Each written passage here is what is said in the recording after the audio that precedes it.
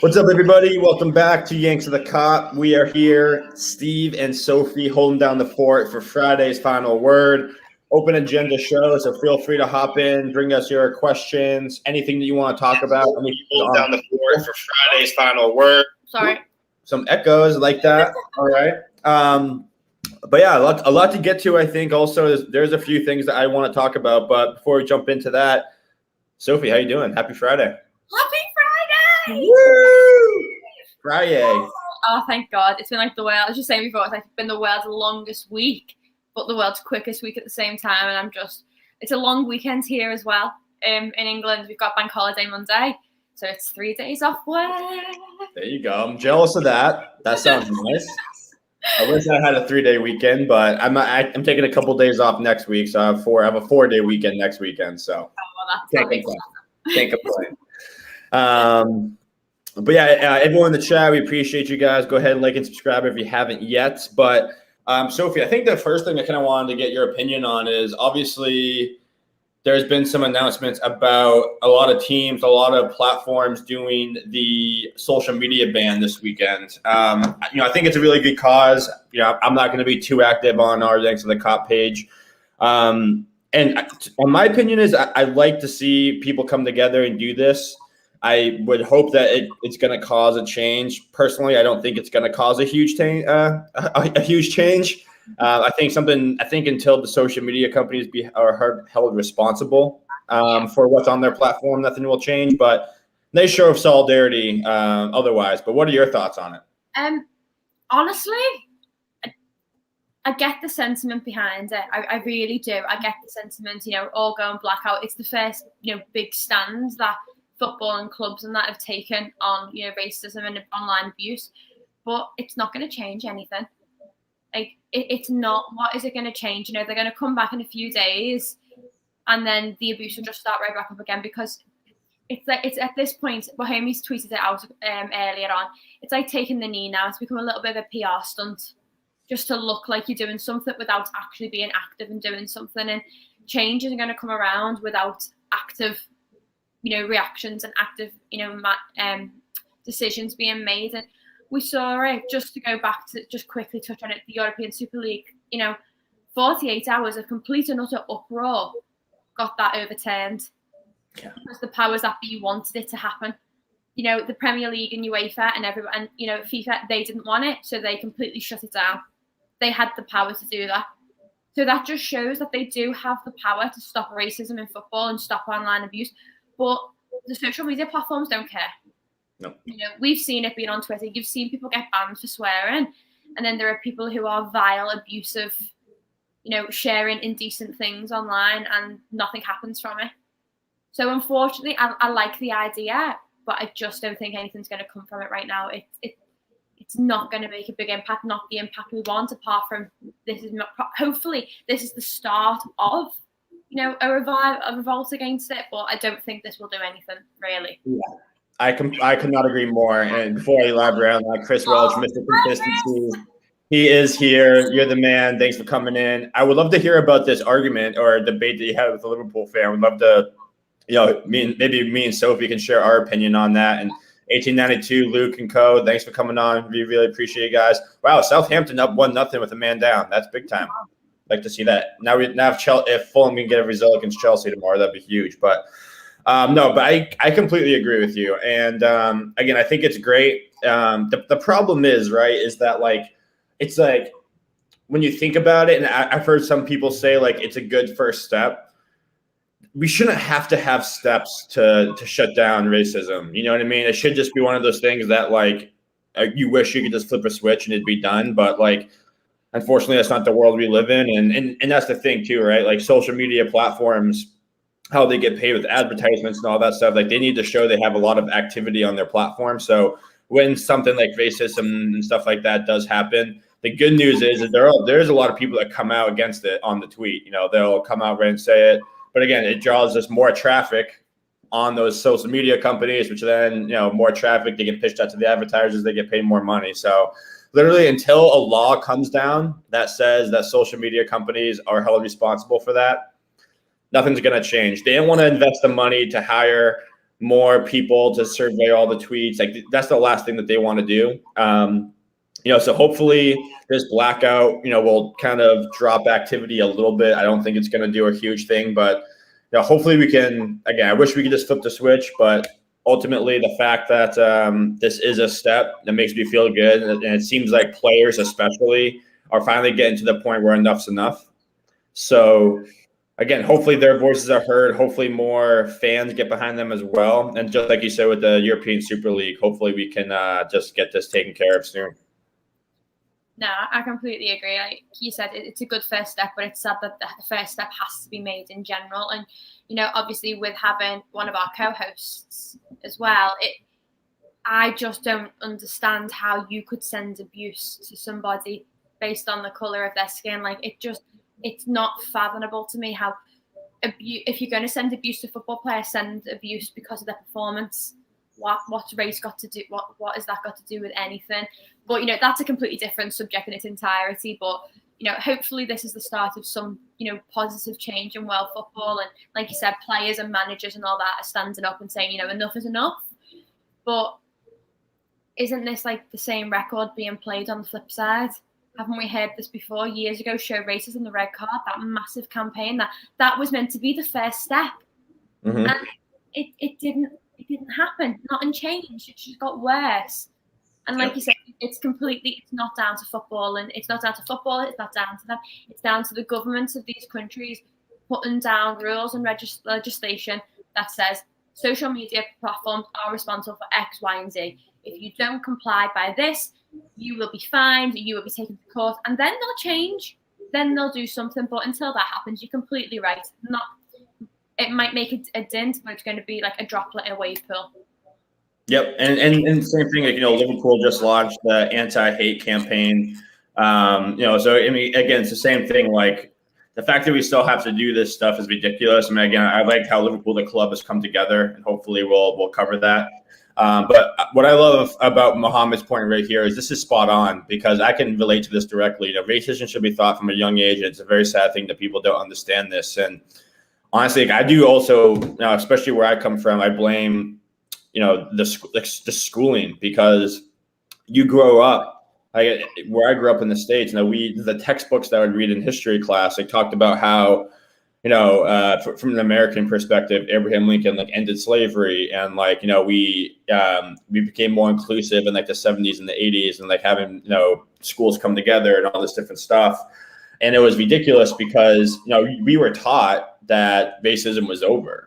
And I lived in a town that was probably 95% white. So, I was friends with the only black kid my age, and then he ended up moving to California. But literally, we're taught that it doesn't exist. And all of a sudden, I get out of high school and I go to college, and I'm some of my teammates for footy are black, and I see how police officers treat them differently than they treat me and stuff like that. And it's absolutely mind blowing. And one of the things I love about this podcast that we do is, we have Andrew and myself who are Yanks, who kind of are, outsiders looking into European football. We get a lot of shit sometimes there for being Yanks. So it doesn't even matter what we say. It's just, oh, you're a Yank, so you don't know.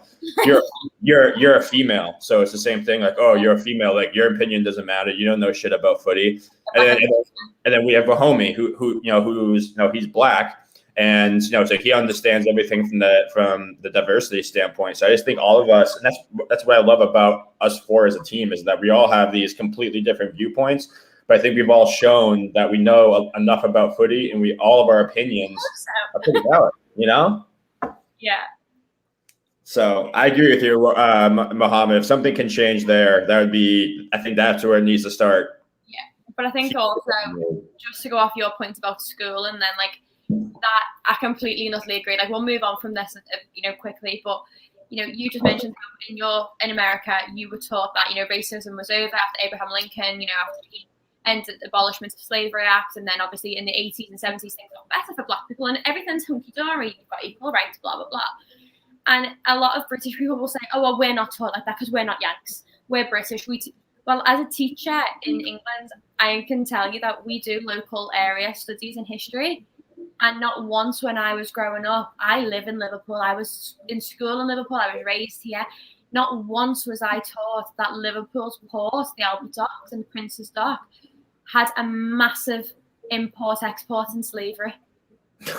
Like, we weren't taught that. I didn't find that out until I was in my early 20s. And I just think, no wonder people seem to think with these coloured rose-tinted glasses that their country's not racist and that there isn't a problem. You're not taught about the problem. That's the issue. You're not taught why your country was bad, only how your country did good things. And I think until on a low level we fix it in schools and parents and that actually teach their children from young about racism and about, you know, equal rights, because these children grow up not realizing there's a difference until it's too late. Yeah. And then it comes online abuse. No, and that's exactly it too. And that's and I think even like you said, like on the parent level, like the parents who aren't racist, like don't really have those racist conversations with their kids, right? And then don't educate them that hate and everything is still out there. Whereas when you have those older generations who are still racist, they do pass that on with their children. You know what I mean? So, and I think that's what the issue is that there's just a lot of like, you know, being not racist isn't enough anymore. You have to be like anti-racist now, which obviously I want to, and I think me and you both want the same thing. But I think that's the problem, is that a lot of people who just aren't racist, like just aren't aware that just not being racist is enough, and that like there is still a lot of people out there who are raised that like whites are better than blacks, like things like that nature. So, Hi. What's going on? He's in. We were just wrapping up about we wanted to talk about the anti-racist campaign and Liverpool's anti-hate campaign, and no, I know we've spent a lot of time talking about this in the past, but one of the things I said was just that great thing about our podcast, you know, we're Yanks talking about European football. Sophie's a woman, homie's black, so you know, and that's one thing I love is that we're pretty diverse here. But yeah, we're about to move on. Like, I don't know if you want to add anything to, you know, the blackout that's happening on the social media by some of the big clubs and big organizations. Looks like Chris Welch says you've escaped from the basement. Yeah, I hit the links earlier, so apologies for being late. No, I actually don't know too much about the blackout. I think I just saw it today. Everybody seems to be protesting or boycotting social media this weekend, right? So, I mean, I think that's great. I think that someone like Jordan Henderson kind of took this upon himself. I think before there was a boycott even organized, and he set up a social media company to take over his social media accounts and just kind of tweet or, you know, post on Instagram, Facebook, you know, anti-racism, you know, all that kind of stuff. So that's great to see. It's great to see everybody else coming along as well. And I'll just echo what Patrick Bamford said. You know, everybody was up in arms about the Super League, up in arms about UEFA, but how come we're not up in arms about racist remarks that are constantly seen throughout this game in every league? It's not just the Italian league. It's not just the Spanish league. It's not just the English league. It's every league. So it's something that needs to be. We need to have a similar response to not having the football the way we want it, to you know, treating people equally throughout the game. So I think that this is, you know, hopefully it's a step in the right direction. Yeah. Again, yeah, I think that's a great point to end on there. One thing I wanted to get to was Chris Welch's argument he got into. I thought this was a kind of an interesting conversation that we had. We were talking with another fan about Gomez and Konate. This other fan called them world class. Chris Welch thought that he disagreed. Gomez is a good defender, not world class, and Konate has potential to be world class. What are your guys' thoughts on that assessment from Chris Welch on Konate and Gomez? I'd agree with Chris completely. Like, you know, Konate is, you know, relatively fresh faced on the scene. You know, it's a bit, like I said before, said it in, you know, our argument with Wahomey, like the 10-minute debate. He's a baby. You know, he's a new-faced baby defender. It's going to take him time to embed himself. He's got the potential, and that's the key word that Chris has used there. He has the potential. He's not saying he never will be. He's not saying he's not a good player. He's just not there yet. And to define someone as world-class, they need to have proven themselves on multiple stages over a significant period of time. Otherwise, anyone can be world-class. I could be a world-class, you know, forward for Liverpool, you know, because I played one game with a Liverpool shirt on, if that's the argument you're going at. You know, I can't kick a ball in a straight line. But I completely agree. Konate is not world class, but he has the potential to be. And Gomez, I love Gomez, and as good as he is, and as strong as he is, I will admit that I am looking at other defenders and thinking who could be a replacement for him. He is quite injury prone. We've seen it before. This is his third big injury since signing for us. We need somebody a little bit more stable. And I do genuinely think Chris has hit the nail on the head there. Gomez is a very, very good defender, and there's no taking away from his skills. There's no denying it. But he's not. I wouldn't put him in the same bracket as Virgil. I'd say Virgil is a world-class defender, but I would never say that's like a discredit to all those amazing centre-backs in current football and historical football. It's a bit of a slap in the face. Yeah. Yeah. Yeah, sorry, I thought you were going to go, Steven. Yeah, I think Sophie hit it right on the head. I think that's very well said. I agree with Chris Welch as well. I don't think that, we're so quick as Liverpool supporters to call our players world-class, call our managers world-class, and many of them are, and the manager definitely is. But I remember when Tsimikas was signed, everybody was like, "Oh, we have the second best left back in the league now. He's going to be playing so much. Robertson will get a break. It'll be great." And blah, blah. So I think we get a little bit ahead of ourselves pretty often on Twitter and as Liverpool supporters. And I know other teams do it as well, and other supporters do it as well. But Joe Gomez, he's turning 24 next month in May. I think it's like late May. So he's really young. I think Konate is 21, 22. He's really young. Kabak is 19, 20. He's really young. So they're all going to be understudies of Virgil, who's the only one of those who actually is world-class. I think Gomez, his pace bails him out a lot, which is obviously, a great attribute to have as a center back. But, he does, his positional awareness can kind of get him into trouble sometimes. So hopefully he can learn more from Virgil in that sense. I haven't seen enough of Konate to know his strengths and weaknesses, but I know he's a good player with seems to be a lot of upside potential. So I wouldn't expect him to be world-class right away either. So, yeah, I agree with Chris Welch. I think that we could have the potential to have 3 world-class center backs, but right now we have 1 world-class center back. And that's amazing in itself. Yeah. Most teams go for having a world-class centre back. Correct. He's a diamond. You don't find them all the time like that. Yeah, no, I think you guys are spot on. And Chris Welch, who is our world-class subscriber to this channel, he's 100% right, though. It's world-class has to be the most overthrown word on Twitter, I bet. Like, it's those are the stupid comparisons for everyone gets compared nowadays and all this stuff. Yeah, overuse things all the time. It's crazy. Mighty Reds Television, welcome back. You're the man. Definitely want to have you back on after a win sometime. That was a pretty sad episode that we had you on last time, man. Thanks for coming in. But honestly, I think Gomez showed signs this year that he could be potentially world class, especially when Van Dijk went down. It really took for Gomez to go down for us to really start collapsing. Now, when Van Dijk went out, I thought Gomez held his own, and we had a lot of concerns about Gomez. Like, how is he gonna be disciplined? Because he tends to be undisciplined at times. And he showed me signs, but A, he hasn't done it long enough yet, and B, he's still developing as well. There's still things that he can get better. Again, discipline, consistently positioning could be a lot better. I think he is one of the better Premier League center backs. That's definitely no question. And then with Konate, same thing. When you look at what his skill set is and his body type, he checks all the boxes of being able to be a world-class player someday, but he still is wildly inconsistent. There's times when he gets a little too confident with the ball at his feet and he tries to play out of the back too much, and he's caused a lot of turnovers. Again, he needs to stay healthy as well. He's had a couple injuries.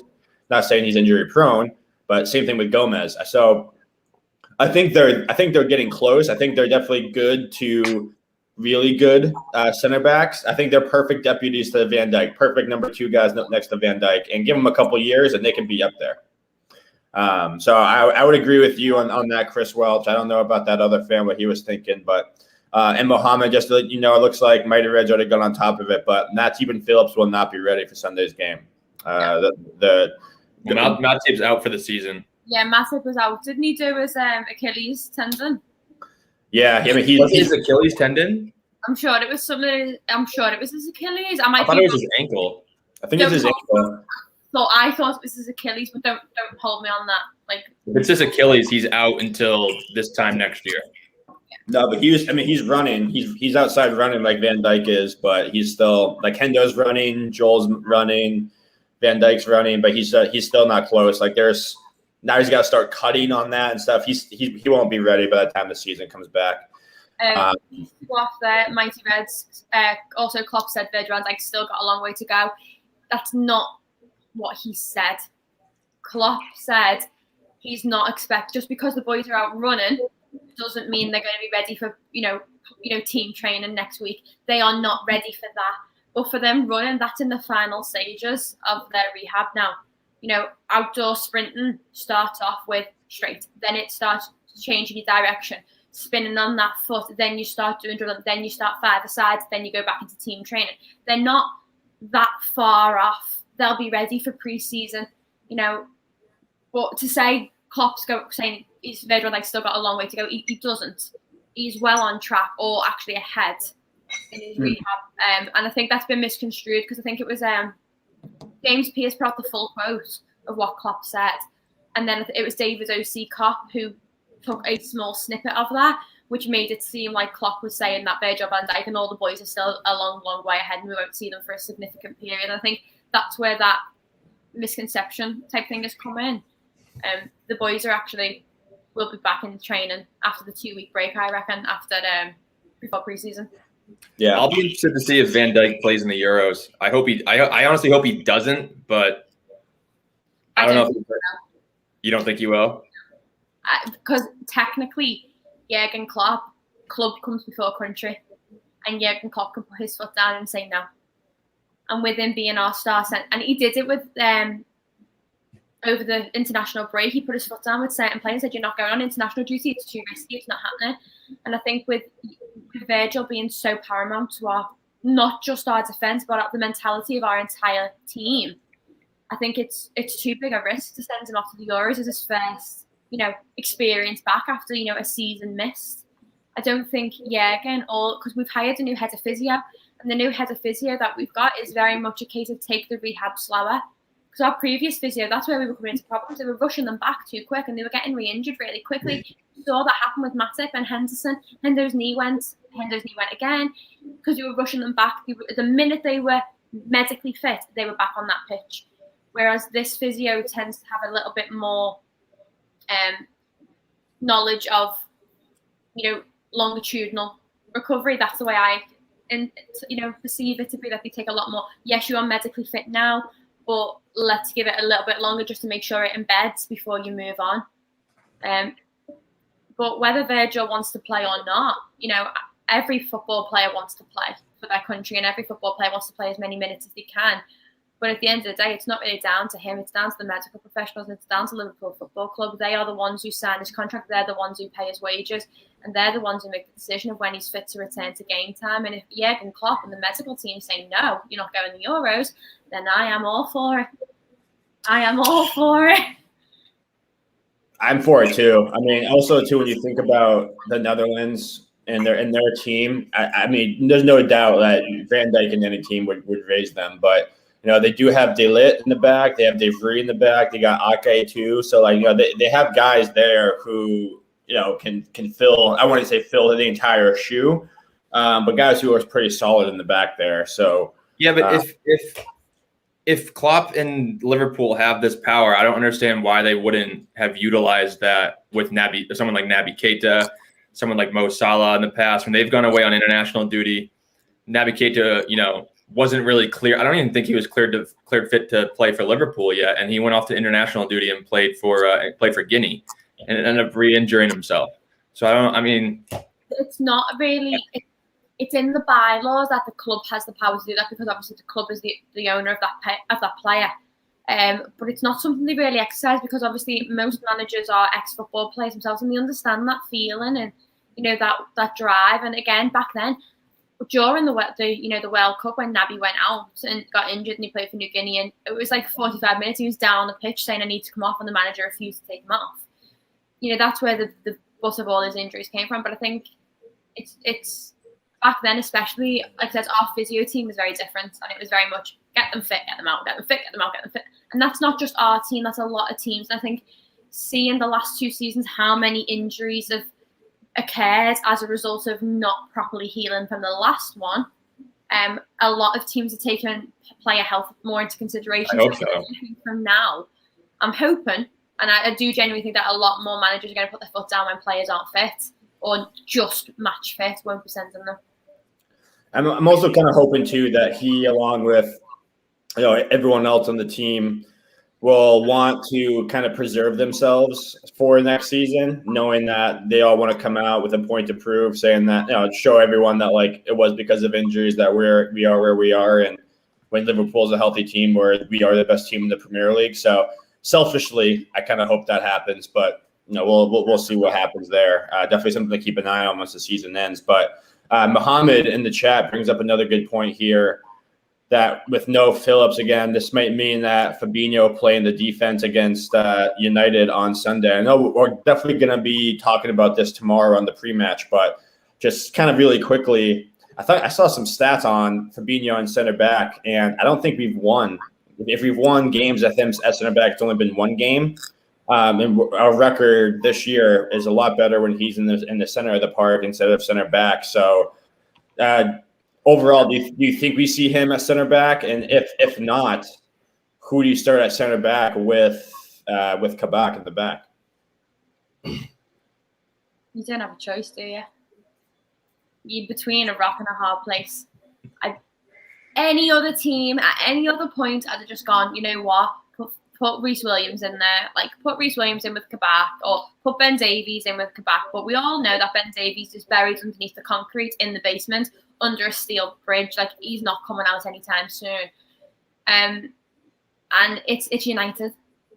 And above all else, even if top 4's gone, Champions League is gone, this season's an absolute write-off. You don't want to go down easy to United. It's the biggest rivalry we've got. Like, you don't do that. You don't bow out to them. You go at them constantly. And I think the only choice is to put Fabinho in there, which does make a massive hole in that midfield, because we've seen it statistically. Fabinho needs to be in that number 6 role. But what choice do we have? I don't know what else. Unless one of you two have suddenly, have got a wonderful idea of how to fix, like, what you would do instead. I can't particularly see any other way around it.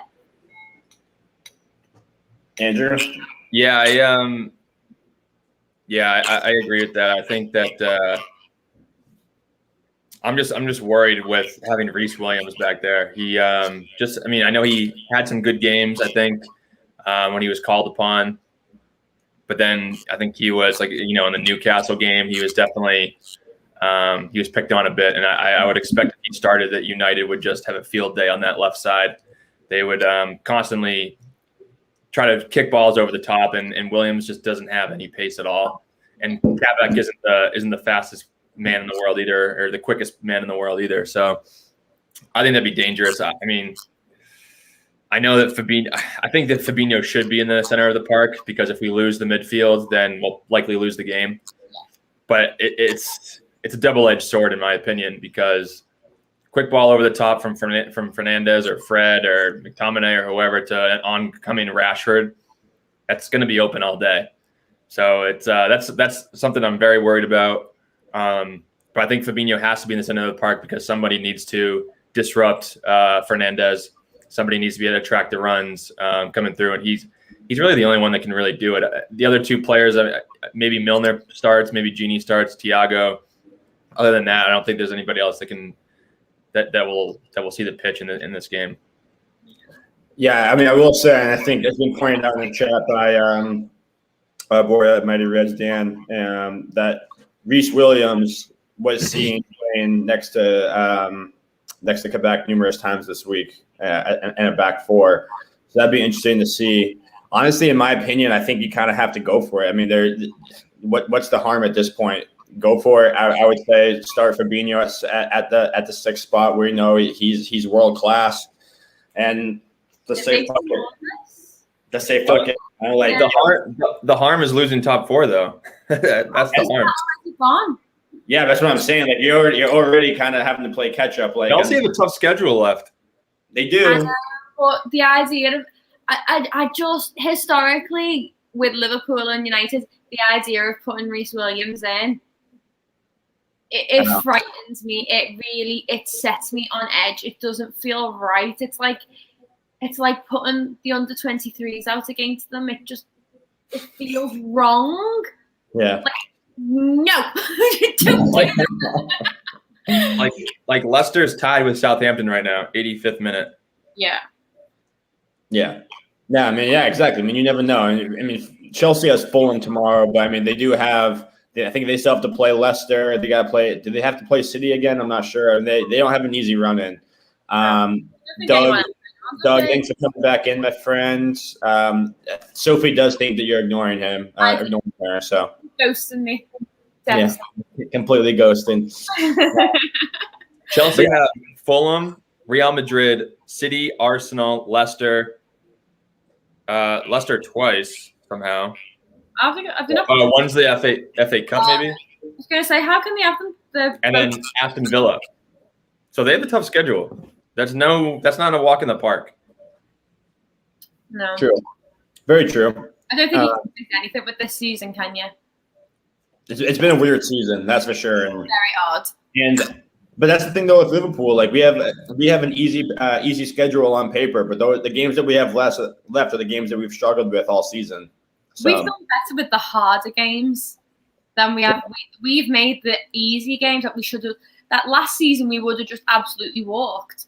We've made them like it's painful. It's like no, it's painful. No other way to describe it.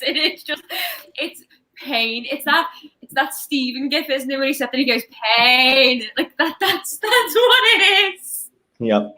But I agree with Mohamed though. I do want to see Milner in that game on Sunday because I want to see him just checking bodies like he does. I think that'd be awesome. But if Fabinho's in the midfield, you know that Gini's going to start. So does he not start Thiago again? Does he go with Milner?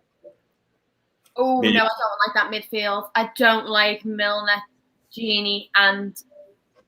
There's zero creativity, but Robertson to get forward. Up against Man United. Oh, we're doing like a pre-match for United now. But going up against their midfield with Bruno Fernandes, I don't like your odds on that. Like, I'd love to see Milner like piggyback him and like elbow him into the boards. I would love him to do that. I'd love him to piggyback him. But we always say that you go from back line, midfield, front three. Midfield's not given feeding anything to that front three. The front three at the minute are not finishing very well. They're not on their form. If you take that one good thing away from them with that midfield of that three, I can't see it working very well. I can't see us scoring. And we'd be playing for a draw. Personally, I feel like if you put that midfield out, you're playing for a draw. See, I mean, if the training rumors are true and Reece Williams is back there, then I think that's going to be really tough. But if they're not true, and Fabinho goes at center back, then you have a midfield that basically chooses itself. You have Gini, Thiago, and Milner. And Gini and what? Jones on for Gini. Excuse me? Put Jones on for Gini. I just don't think he's going to do that. Sophie. He hasn't changed Gini all year. I don't think he's going to start now in the biggest game of the year. Oh, I love Gini. I know, but I just think Jones is really quick and nippy, and he just cuts in between them, and he would make Harry Maguire's head fucking spin, and it would be great. No doubts there. I wouldn't hate a Curtis Jones shout. That would be interesting to me, and it would also show a little bit of ambition to try to go get a win. Somebody a little bit more creative going forward, but we'll have to see. But we'll get into that tomorrow with the pre-match. I don't want to take away all of our content for tomorrow's show. The chat so far, you guys are on fire. Hit that like and subscribe button if you haven't yet. Helps more Liverpool fans see this channel, so we super, super appreciate it. But before we kind of get off the subject, this is one thing, though, that is kind of important to me. That, Chris Welch, he doesn't want to see any hugging and kissing nonsense before the game. Don't talk to them. Don't look at them. Go put your crunching tackles in. The game has changed so much from like a decade ago when like you actually hated the opponent and all that stuff. But I do want to, and like, so after the game and like you see like Firmino or whatever, like liking posts of his Brazilian mates after they beat us or whatever, I don't think that stuff's a big deal. But leading up to the game and then the actual game time, especially now where our back's against the wall, we need to go get everything. I do want to see some of that ruthlessness that Chris is talking about. Like, I want to see them play with a little bit of an edge to themselves, because it seems like pretty much since December, when the going gets tough, Liverpool dives out of the way and it does not step up to the plate. So I just want to see a little bit of attitude, and I hope to see that on Sunday, because you go out and put a performance in against Man United, and you go get 3 points at a place that we have struggled at significantly since Klopp's come here. We've been talking about needing the spark all season. Maybe that's the win that we would need to propel us the rest of the season. God, we'll have to see, but we'll talk about all that in our pre-match tomorrow. Because at this point, we're going to have absolutely nothing to say apart from up the Reds. That's Be a quick show. But the one of the big news that did come out this week was a couple things. So number one was Klopp's comments today talking about how important it is to get Champions League and how it can make things a little bit more difficult. On top of that, Liverpool reported since May 2020, $46 million deficit from COVID. Losses could hit up to $120 million. And then our wage bill could be increasing as well due to some player bonuses. So, I mean, what are your thoughts on that and how that could impact our window?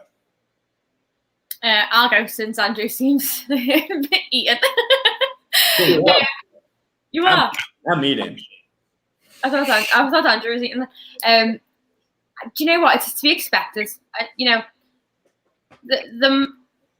120 rising to what was it? 80 million rising up to 120 possibly. We're not the only club who's going to have felt that. We are a club that has a wage structure for a reason, and I think our wage structure has kind of been our saving grace this season. I feel like the clubs who don't have a wage structure, who play heavy wages for players who don't really do anything, they're going to really feel it more financially than we do. But every club in every league across the world is going to feel this strain, this financial burden.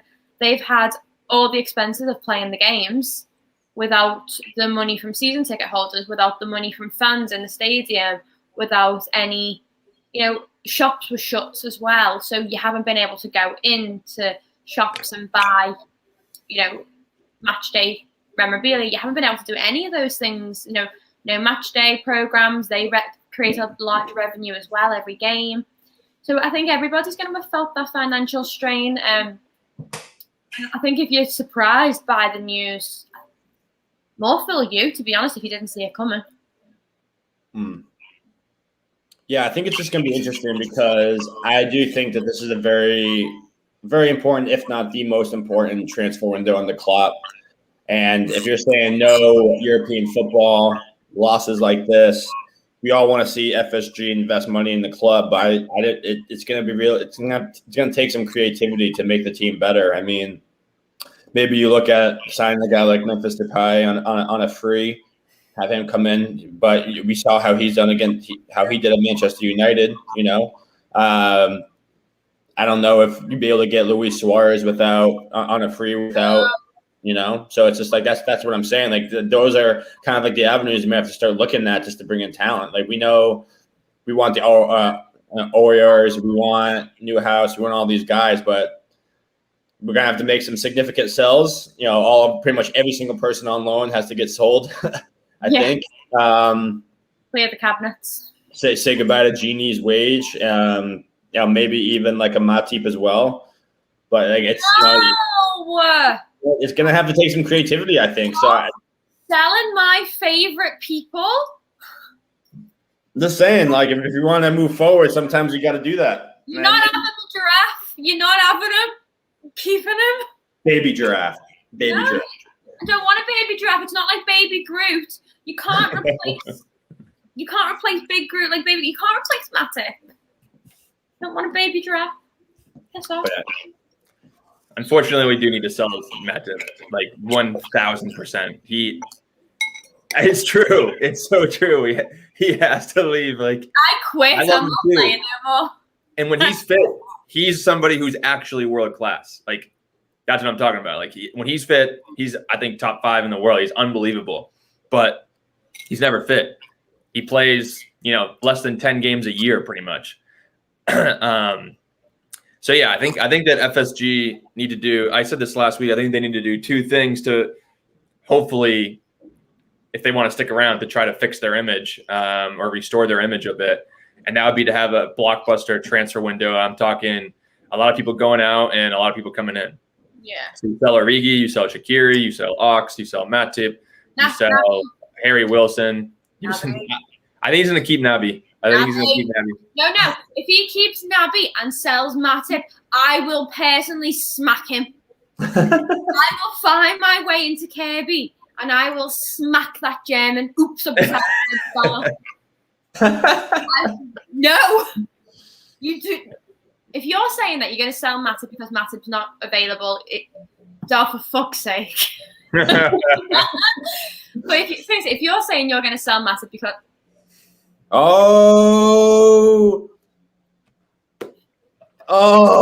she got the shoosh button. Oh boy. You just got shooshed. Right, I'm not now. Not talking to you. It's off. What a sneak attack. I didn't even know that was created yet. And we just got that dropped on you this time. I think it was the first usage of it. Used it that was the first time it was ever used, I think. Yep. Literally, it's a good job that button came up on the screen because my face literally went. But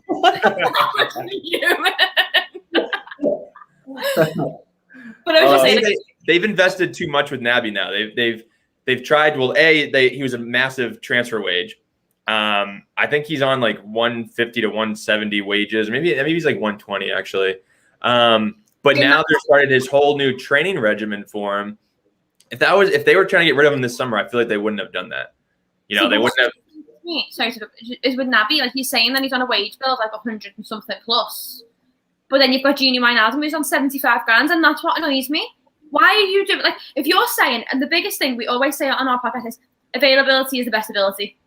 So if Gini Wijnaldum is playing 38 games a season for you, plus cup games, plus Champions League games, plus games for his home country, like he is so available. Aren't you seeing his worth? It might not be the most, the brightest star in the sky, like type thing. He might not be the best, creative player, but he does his job and he does his job very, very well. And you're saying he's not worth more than £75,000. Like when you've got Naby Keita who spent 90% of his career at Liverpool on the injury, and he's not even been on the table. Like he's spent more time on the medic table than he has in the training room. And you're saying he's worth 100 plus. I don't get it. I need Naby to go. Yeah, I mean, I think it's a fault of the club that Gini Wijnaldum never got a new contract. I don't know why he's still on £75,000 a week, where James Milner is on 140, Jordan Henderson's on 140. I think he's going to leave because he ultimately wanted, 180 to 200 a week. I don't think he deserves that. What? I don't think he deserves that. Like no, he doesn't. But I mean, wages without Virgil van Dijk's performance. Yeah, well, from his point of view, though, he's been significantly underpaid, compared to his peers. So, without a doubt, but I think that should have been something that when he got his contract renewal, obviously when he got his contract renewal, I think it was 2019 would have been his last contract renewal. At that point, we had Salah, we had Virgil, we had all these players who were getting like the big, money signings. At that point, they kind of made leeway, like a compromise, and at least give him like 100 grand salary. Because I think if they'd give him 100 grand salary, at this point he probably might have only been asking for like 140 to go like a par with Jordan Henderson above Milner because he plays more, which at that point wouldn't have felt like much more of a massive financial impact because you'd have already made up for that, 25,000 extra per week for him. So that, 100 grand a month for him, you'd have already made that substitution. So then when it comes to adding the extra 25, I know it's a lot of money, and to me, that's his wage is like 2 weeks is my entire house. But yeah, I feel like he should have made a compromise on his 2019 contract rather than left it until he was running down. And he's obviously going to go for big money, isn't he, for this big, his final contract before he retires. Why not? Yeah. But I think, Chris Welch makes a good point. Like, we need reliable players who are Liverpool, not a bloody hospital. But that was the thing, though. But, like, when you think about it, the last 2 seasons, he's probably been our most reliable center midfielder. Like, the last 2 – think about the injury crisis we've had this year. He's been there every step of the way.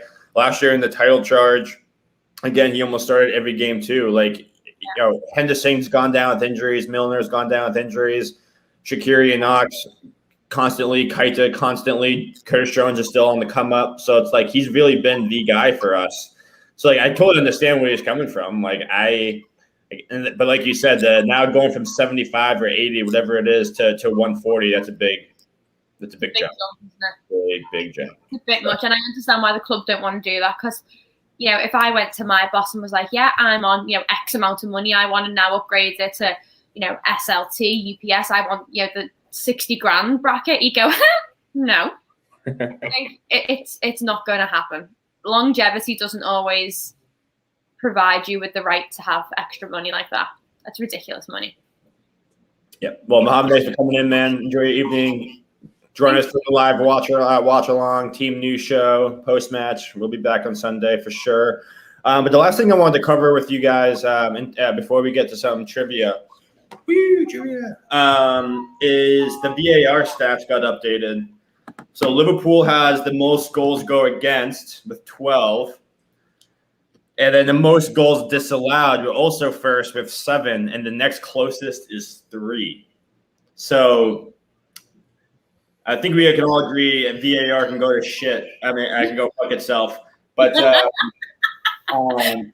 have a fix. I have a pretty easy fix to it. But I want to get your both thoughts on those stats, number one, and then also what changes you would make to VAR if you could. What are the stats again? So Liverpool have the most goals get overturned against them. So most goals that were disallowed and then got allowed with 12. Or based on all the stats, it's minus 12. And then overall goals that they've scored that have been disallowed is 7. And the next closest team is 3. Okay. Yeah, so Liverpool have gotten screwed from VAR this year.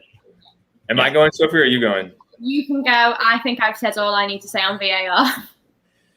Yeah, I think first of all, one thing that I think definitely needs to change is this whole offside thing, because number one, the fact that it takes the linesman an age to put his flag up is absolutely ridiculous. First of all, it wastes the player's energy. It's incredibly frustrating for them. It's incredibly frustrating for the fans, and it's just a massive waste of time, in my opinion. And then when it comes to VAR and offsides,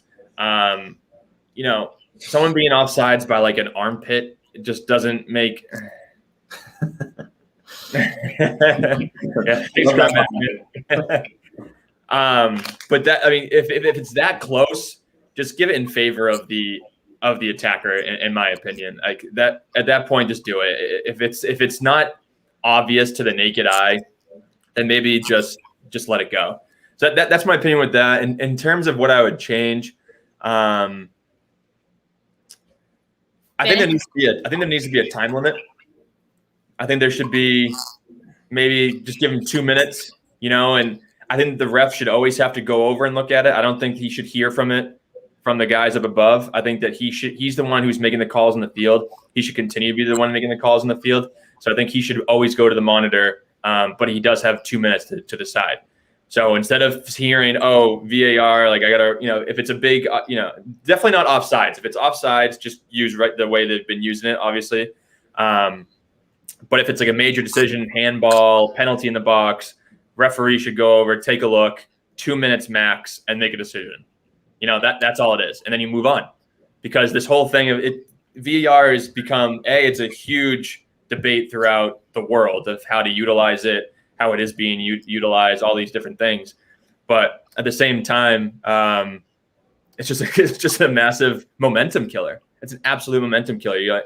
Liverpool will be on the attack, and then there'll be a foul called, and we'll be sitting watching VAR for 5 minutes. It reminds me of American football. It's an absolute pain in the ass, and it's a momentum killer. So they need to change it. They have to. Yeah, I completely agree. Like VAR is a mood hoover, isn't it? It literally, it's that one thing that comes in and just opens its mouth and just ruins everything straight away. And I completely agree with Andrew. Like I've got not much to add. He said everything really well there. But for me, I think with VAR it needs to be used for fouls in the build up to a goal. If there's a foul in the build up, that's an actual foul. They need to be checked. Even if you Chris Welch is feeling it today. Even when Andrew said if you put a time limit, so if you give them like a minute time limit to decide whether there was a foul in the build up, if it's not clear and obvious straight away, it's not foul. That's the way it should be. Give the advantage to the attacking team. If it's not clear and obvious that the ref didn't notice it, VAR can't notice it within a minute, then move on. Don't destroy the game. Don't waste more time because it just saps all the energy and players cool down. Like we've seen it to the point where VAR calls have been going on that long. They've brought training balls onto the pitch for players to keep warm. That's not football. That's not what it's for. Yeah. And then obviously, like if it's a penalty, red card, anything like that, free kick on the edge of the box. Completely agree with Andrew. The referee needs to go and have a look at the monitor himself. He's made the original call. VAR have either confirmed it or counter-argued it. And if they've counter-argued it, he needs to go and check. Because at the end of the day, it's what he decides. And they're not looking, they're just taking what VAR is saying on, as gospel. And that's not, we see that as fans. That's not for fact. Pundits have been saying it, ex-footballers are absolutely slating it to high hopes. But I do think when it comes to an offside call, that linesman needs to just go back to putting the flag up straight away. Because if the linesman puts his flag up, then it's offside. Yeah. VAR can check it, but only bring it up if you've... So personally, I think if a player's offside, linesman puts the flag up, it's called for offside, the goal doesn't stand. In the background, the game carries on. In the background, VAR are checking it. If VAR then turn around and say, oh, it was offside, it was onside, maybe a free kick is given in that team's favour.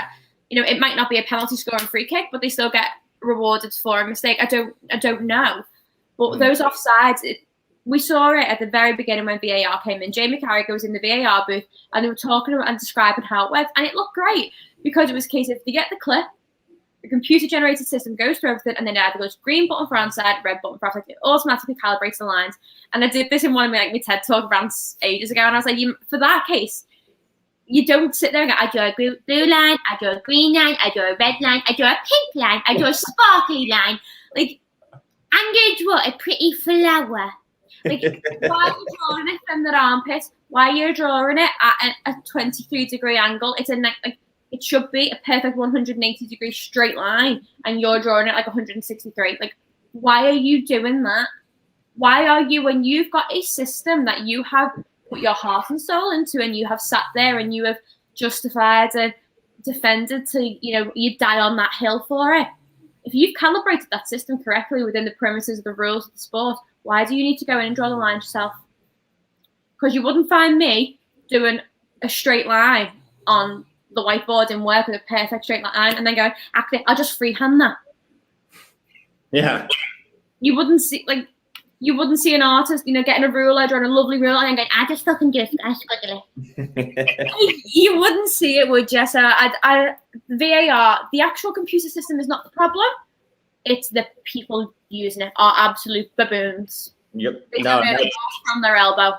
And that's what I'm going to get. That's kind of what I wanted to cover too, because Dan from Mighty Reds, he says that Chris Welch, the officials are the problem. If not going to use the VAR properly and scrap every now patience. Yeah, exactly. I completely agree with you. Trying it with the aerial. If you got it.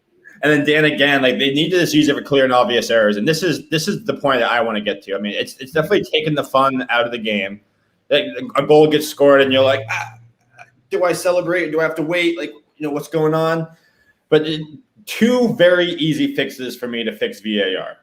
Number one, make it consistent for everybody. So I don't want to see any more of this. One referee draws it from the elbow, and then the next referee, the next match, draws it from the armpit.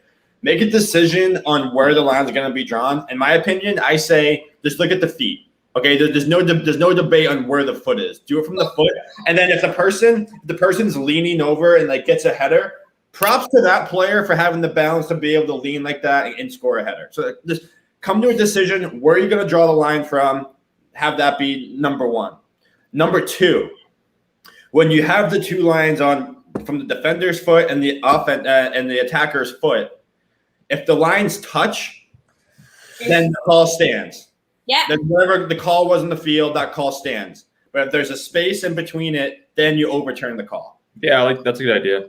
And then very, very easily, when you see that little patch of green in the middle, it's over. It's done. Steve, that's a really two very, very good points. But your opinion isn't valid because you're a Yank. You don't understand European football.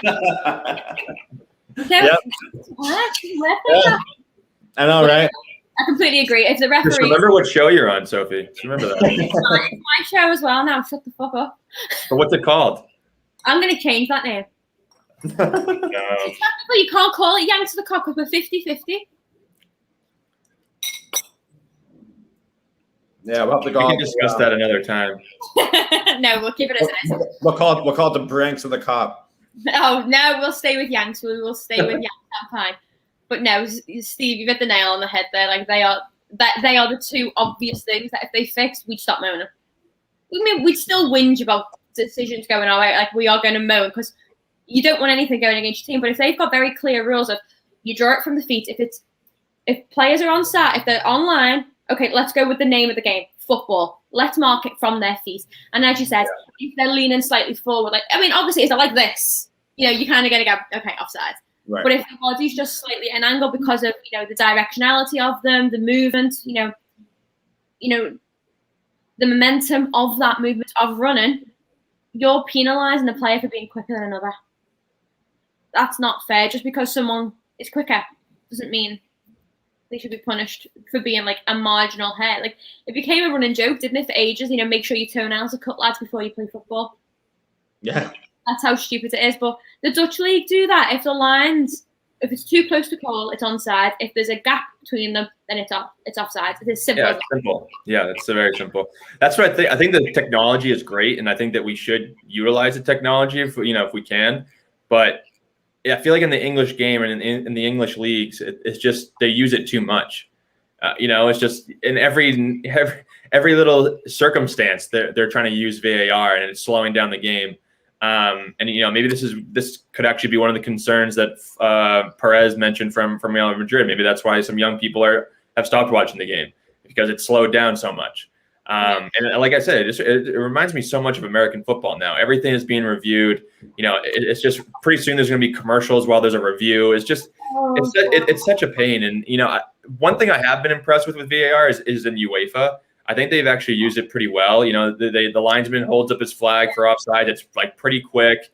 And if there's a serious challenge that needs to be reviewed, the referee runs over to the monitor and takes a look. So I think that they've been doing it great. I think that the English have been just awful.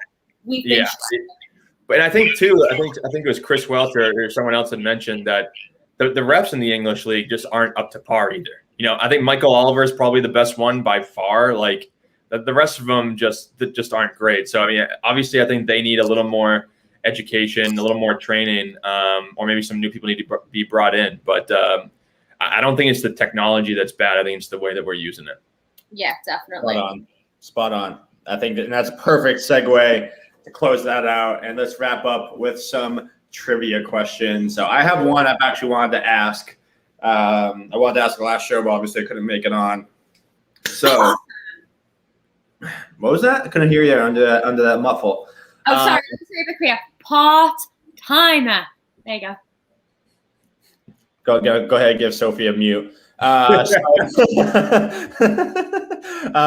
So I think the first question I wanted to ask is if you could drive any vehicle. Yeah, I unmuted you. There's a warning sign. What I was going to put on that paper. I saw that come out and I was like, I better unmute her. So if you could drive any vehicle, what would you drive? Ooh. Okay, can we split it into like ridiculously expensive car and practical car? Yeah, I'm gonna go ridiculous. Like my dream car, you know. Okay, let me think. Andrew, you go first. I'm thinking. Dream car would be an Aston Martin Vanquish. That is just a sexy, sexy car. I actually saw one on the streets of New York City, parked in New York City last weekend, and it was so nice. I wanted it so bad. My realistic car would be an Audi S5 Coupe. Oh, fuck off. Why? An Audi. Yeah. Person on the M62, literally, that will be behind you, push you out the fucking way to then do this. You are an Audi wanker. You're almost as bad as a BMW wanker. No, they are the worst. BMW wankers are the worst. Audi's the only decent one of them, like estatey type cars, is the Mercs. They're the only decent ones. The Audis are. All right, let's hear yours then. Absolutely ridiculous sports car. I would go with a 1960s Ford Mustang. Ooh, old school. Love it. There's not a nicer than when you see a Mustang and no matter how far away you are, you see that little Mustang horse and you go, oh, Mustang. And you just want them to go, that's what you want. And a 1969 Ford Mustang in red, that's what I would want. That's sick. And then realistic car? Realistic car, I would love a. They're gonna hit you. They're gonna be like, oh, really? Range Rover. I knew you were going to say Range Rover. You're giving me crap. You're giving me crap about Audi, and then you pick a Range Rover. Yeah. And what? I will run my Range Rover over your shitty Audi. Watch my 4x4 take you off the road, bitch. Couldn't catch me. Catch me. Don't need to catch it. I'm a scouser. You'd be on cinder blocks. Bam. Dan from Mighty Red says BMW 7 Series. Yeah. I just don't like BMWs. Drove them too much. That's a sick car. It is a sick car. I've driven the Lexus. I don't like Lexuses. Dave, welcome in here. You made it in just in time for trivia. So if I could go unrealistic, my dream car would probably be the Bentley Continental. I'm more luxury than I am sporty in that regard. But that being said, if I could do something that was kind of realistic, probably still a little bit of a dream, it'd be the Porsche Cayenne SUV. I love that little small SUV. Realistic. Those are sweet. Yeah, I love that car. I think that car is awesome. So you know what I saw on the road the other day was a Lamborghini SUV. Down in Miami, I've seen like 6 or 7 of those things. And it was orange. It was like I hate the back of it. Not a car I would drive, but I never knew that Lamborghini. Oh, I would drive it. I thought it was pretty sick. I wouldn't buy it, but I thought it was pretty sick. Okay. What's your realistic car? Porsche Cayenne. Oh yeah. What would you rather do? Would you rather bungee jump or skydive? Neither. I have a horrific fear of falling from heights. I don't like them. Same here. I'm petrified of heights. Can't do it. Like literally, I don't. Have you two ever been to Liverpool before? Nope. No, you were gonna go this year. Oh well, right. Well, in Liverpool 1 in the town, there is like a big escalator that goes up to the Odeon, and right across it is like a glass platform between 2 restaurants that you can walk between. You can stand on it and look right over Liverpool 1 and right over the other side to the Odeon. And I know that it's reinforced glass, and I know that there's steel bars underneath it, but my friend tried to get me on it when we were younger, and I wouldn't step my foot on the glass. And in the end, my other friend came from behind me and pushed me, and I swear to God, it was like she just pushed me out of an open window. I was like that on the glass, on the side, like clinging, like nope.